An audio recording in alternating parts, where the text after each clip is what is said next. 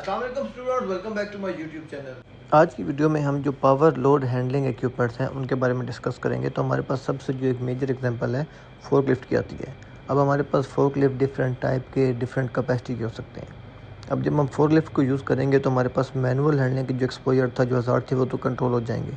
लेकिन फोर्कलिफ्ट से हमारे जो वर्कर्स हैं, जो हमारी वर्क प्लेस है, उसको एडिशनल कौन से हज़ार के एक्सपोज होना पड़ेगा, इस वीडियो में हम वो हज़ार डिस्कस करते हैं। सबसे पहले आएगा over turning of the forklift. तंग जगह होंगी, डेजिग्नेटेड एरिया, वहाँ पे मूवमेंट करते हुए हो, लोड हैंडलिंग करते हुए साइडवेज में या आपकी फॉरवर्ड टिप पे कहीं भी आपकी फोर्कलिफ्ट ओवरटर्न हो सकती है, आपकी फोर्कलिफ्ट गिर सकती है।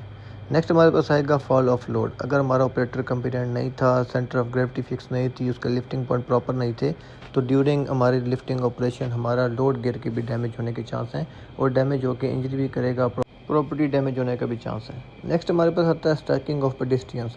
तो हमारे पास आपके वर्कशॉप के अंदर, वर्क प्लेस के अंदर पेडेस्ट्रियन मूवमेंट भी हो रही है, वर्कर भी काम कर रहे हैं, फोर्कलिफ्ट भी ऑपरेट कर रहा है। तो अगर आपका डेडिकेटेड एरिया नहीं है, अगर आपकी सेग्रीगेशन नहीं है, तो वहाँ पे क्या हो सकता है, कुलियन के चांसेस हो सकते हैं, एक्सीडेंट हो सकता है।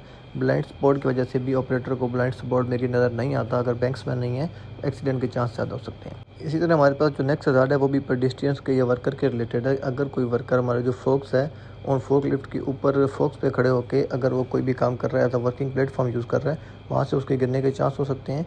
और फोर्कलिफ्ट से होने वाला एक जो मेजर हमारे पास और हज़ार्ड हो सकता है कि जब हम किसी डॉक पे काम कर रहे हैं, लोडिंग के लिए, मटेरियल शिफ्टिंग के लिए, अगर फोर्कलिफ्ट आपके एक प्लेटफॉर्म से किसी व्हीकल के ऊपर या किसी लोड के ऊपर मूव कर रहा है, तो वहाँ से भी उसके फॉल फ्रॉम लोडिंग डेक होने के चांस हैं। ये तमाम वो हज़ार्ड्स होंगे जो एडिशनल होंगे। जब हमने मैनुअल लर्निंग को एलिमिनेट कंट्रोल करने के लिए हम power load handling equipment use करेंगे, जैसे कि फोर्कलिफ्ट यूज़ कर रहे हैं, तो उनसे हमें ये हज़ार्ड के एक्सपोजर सामना करना पड़ सकता है, जिनको कंट्रोल करना पड़ेगा। अब फर्दर डिपेंड करता है इंजन टाइप पे, फ्यूल टाइप पे, फोर्कलिफ्ट किससे ऑपरेट हो रहे हैं, तो उसके रिलेटेड क्या हज़ार्ड होंगे या क्या रिक्वायरमेंट्स हैं, हम उनको फर्दर डिस्कस कर लेते हैं। तो जो सबसे पहले हमारे पास टाइप है वो हमारे पास है battery powered operated trucks.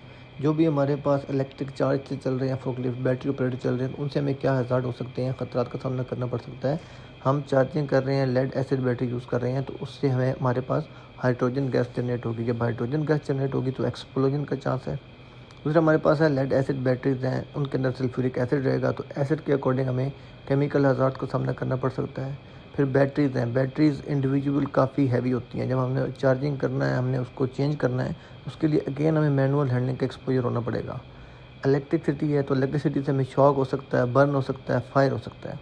Most important, जब हमारे पास बैटरी की लाइफ ख़त्म हो जाएगी, बैटरी को हमने डिस्पोज करना है, तो हमारे पास इन्वायरमेंटल हज़ार्ड का भी एक्सपोजर हो सकता है।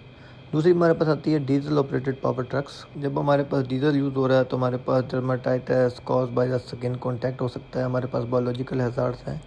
डीजल रीफिलिंग में अगर स्पिल होगा तो हमारे पास स्लिपरी फ्लोर होगा, उसके हमारे पास चांस हो सकते हैं। अगर लार्ज क्वांटिटी में स्पिल होगा तो एनवायरमेंटल इफेक्ट आ जाएगा।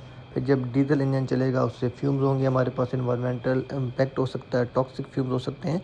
Those hazard associate with the bulk storage of diesel. अगर डीजल की बल्क स्टोरेज है तो वहाँ पे हमारे पास फायर फाइटिंग इक्विपमेंट्स होने चाहिए। उसकी तमाम एसटीएस के अकॉर्डिंग हमने कंट्रोल मेजर को इम्प्लीमेंट करना है ताकि हज़ार को कंट्रोल किया जा सके। नेक्स्ट हमारे पास आती है LPG operated, gas operated forklift हम कह सकते हैं। तो एलपीजी क्या, एक एक्सप्लोजिव गैस है, उस पर आग लगने के चांस रहेंगे, फ्यूम्स उससे निकलेंगे, टॉक्सिक फ्यूम होंगे। एलपीजी सिलेंडर हैवी होंगे, उनकी मैनुअल हैंडलिंग करनी है, हमने कनेक्ट करना है, चेंज करना है, तो अगेन मैनुअल हैंडलिंग के हज़ार्ड के एक्सपोज होना पड़ेगा। Those hazard associated with the storage, जो स्टोरेज के लिए अगेन वही चीज़ है, हमारे पास शेडेड एरिया होना चाहिए, full cylinder, separate cylinder, proper ventilation plan, उसके बाद फायर फाइटिंग इक्विपमेंट। तो ये तमाम वो हज़ार्ड्स होंगे जो हमने लाजमी कंसिडर करने हैं अगर हमारे पास पावर ऑपरेटेड फोर्कलिफ्ट यूज़ हो रही हैं, मैनुअल हैंडलिंग के हज़ार्ड को एलिमिनेट रिड्यूस करने के लिए। उम्मीद करता हूँ आपको ये टॉपिक क्लियर हो चुका होगा। नेक्स्ट टॉपिक के लिए चैनल को सब्सक्राइब करना और बेल आइकन दबाना ना भूलिएगा ताकि आपको नेक्स्ट वीडियो का नोटिफिकेशन ऑन टाइम मिल जाए। और इस वीडियो का लिंक अपने उन तमाम दोस्तों के साथ शेयर करिएगा जो निबोश आईजीसी कर रहे हैं या करने की प्लानिंग कर रहे हैं, ताकि उनके लिए ये उर्दू और हिंदी की वीडियोज़ काफ़ी फ़ायदेमंद हो सकें। आपके वक्त देने का बहुत शुक्रिया।